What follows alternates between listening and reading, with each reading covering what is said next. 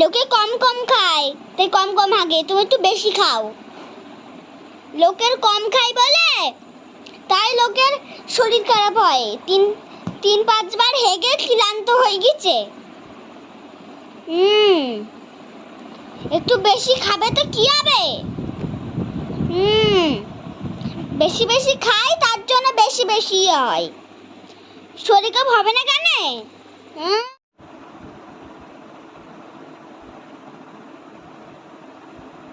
Hello guys, কেমন আছো তোমরা সবাই? আশা করি অনেক ভালো আছো। আমার শরীরটা খুব খারাপ। আর আমার চ্যানেলে তোমাদের অনেক অনেক স্বাগত, অনেক অনেক ভালোবাসা।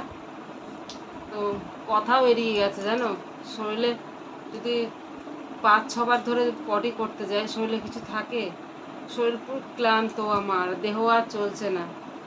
মানে মানে শুয়েই থাকি। করছি, দাঁড়া দেখছি। তো উঠতামই না, শুয়েই থাকতাম, শুধু ও গিয়ে ডাকলো। আচ্ছা দিচ্ছি, দাঁড়া একটু কথা বলে নি, দিচ্ছি। হ্যাঁ, কথা বলতে বলতে হয় না।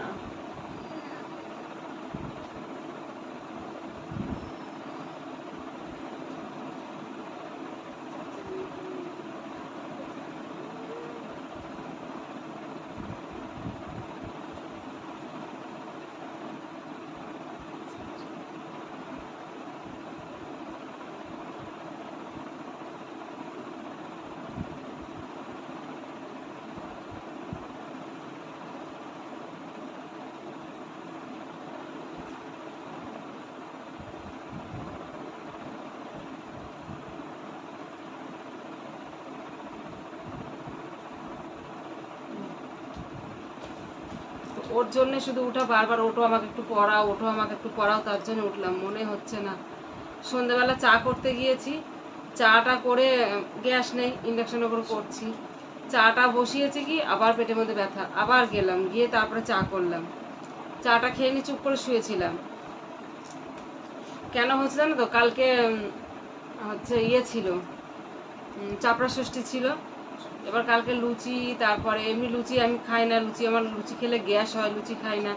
লুচি হয়েছে, তারপরে ছোলার ডাল, তারপরে আলু কুমড়ো পটল তরকারি হয়েছে। এবার হয়েছে কি, লুচি খেয়েছি, তারপর আবার ডাল ছিল জানো তো, চাপ করা ডাল একেবারে।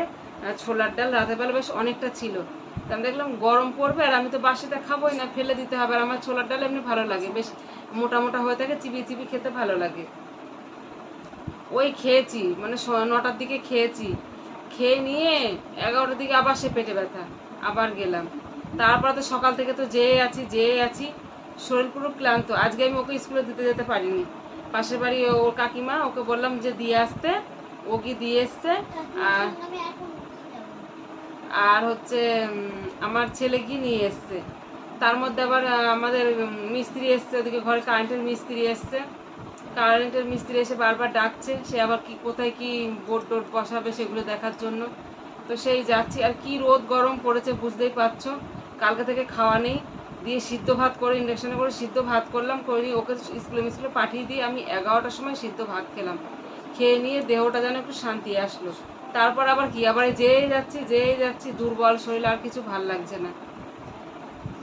আমি ভাবলাম যে আজকে তোমাদের ব্লগ দেবই না। আমার মেয়ে শুনছে না।